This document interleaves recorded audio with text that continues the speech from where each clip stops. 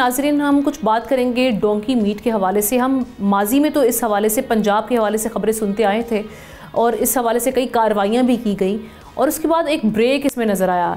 लेकिन अब हम ये देख रहे हैं कि इस्लामाबाद जो कि कैपिटल सिटी है, थाना संजानी की हदूद में 25 मन गधे का गोश्त वहाँ से बरामद हुआ है, वो भी चोरी छुपे नहीं, बाकायदा कसाई और स्लॉटर हाउस के साथ। इस्लामाबाद फूड अथॉरिटी के मुताबिक गधों के गोश्त की इतलात उन्हें एक हफ़्ता पहले मिल चुकी थी, जिस पर खुफिया कार्रवाई के बाद 1000 किलो गोश्त और 40 जिंदा गधे बरामद हुए।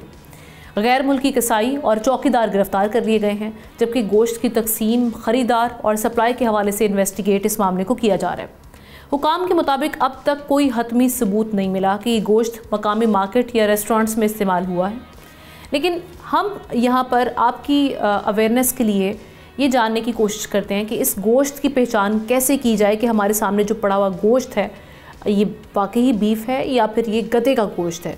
माहिरीन के मुताबिक गधे का गोश्त आमतौर पर गहरे सुर्ख रंग, बारीक रेशों और कम चिकनाई वाला होता है, जिसकी साख्त नरम होती है।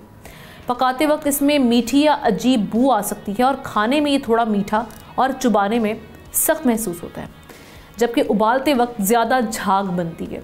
ये तो माहिरीन ने गधे के गोश्त की पहचान बता दी, मगर ये सब तब पता चलेगा जब गोश्त कच्चा होगा और अगर पकवान की शक्ल में आपके सामने पड़ा हो तो फिर कैसे पहचानेंगे कि ये जो गोश्त है ये गाय का है या गधे का है।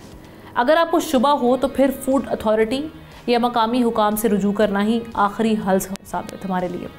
इसके लिए आपको जो भी है अपनी एहतियाती तदाबीर इख्तियार करना होंगी। अगर आपको कुछ ऐसा फ़ील होता है तो जैसे हमने बात की कि मकामी अथॉरिटी को आप जाके वहाँ पर कंप्लेन कर सकते हैं और इस खबर के हवाले से आप कमेंट सेक्शन में जाके अपने तासुरात का इजहार कर सकते हैं। सब्सक्राइब करें और बेल दबाएं ताकि कोई खबर रह न जाए।